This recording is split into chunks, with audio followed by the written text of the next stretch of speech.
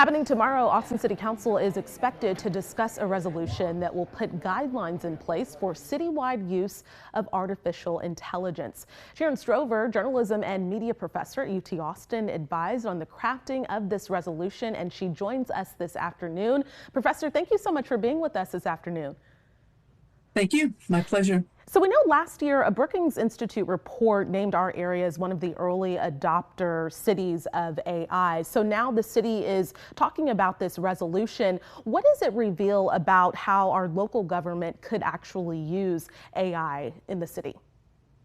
Well, the city is using AI in different ways already, but I think the idea behind the resolution is to really take stock of what units within the city are doing different things, to evaluate the privacy dimensions of what each unit is doing, and to figure out what the implications might be for efficiency, for future work, and for fairness of all the residents of the city. And I'm glad that you bring that up, because when we talk about AI, we do think about those concerns related to digital privacy and potential bias. So what safeguards can a city implement to ensure that those unintended consequences, the unintended harm, doesn't take place? Well, there are at minimum standards that the city could enumerate. And indeed, even in that resolution, you see some of those goals listed, goals of having policies around AI be clear, be explainable, combat as actively as they might be able to any potential bias. I think what the resolution is calling the city manager to do is to come up with a good set of enforceable policies. And enforcement is the difficult part.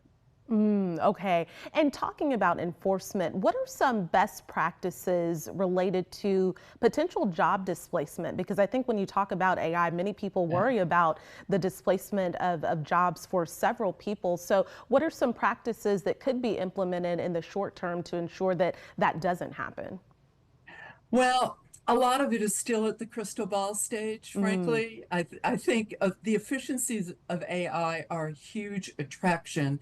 But if we look back on the history of how organizations, institutions adopted the personal computer, there were those fears with the computer as well. And what we learned is that, in fact, as we became used to the computer and figured out what it could do, jobs increased because we found new capabilities and added those into the workplace. So it's a little bit of an unknown at this point, but I think the way to begin to approach it is with your eyes open. And as this resolution suggests, be committed to studying and trying to evaluate the implications for employment.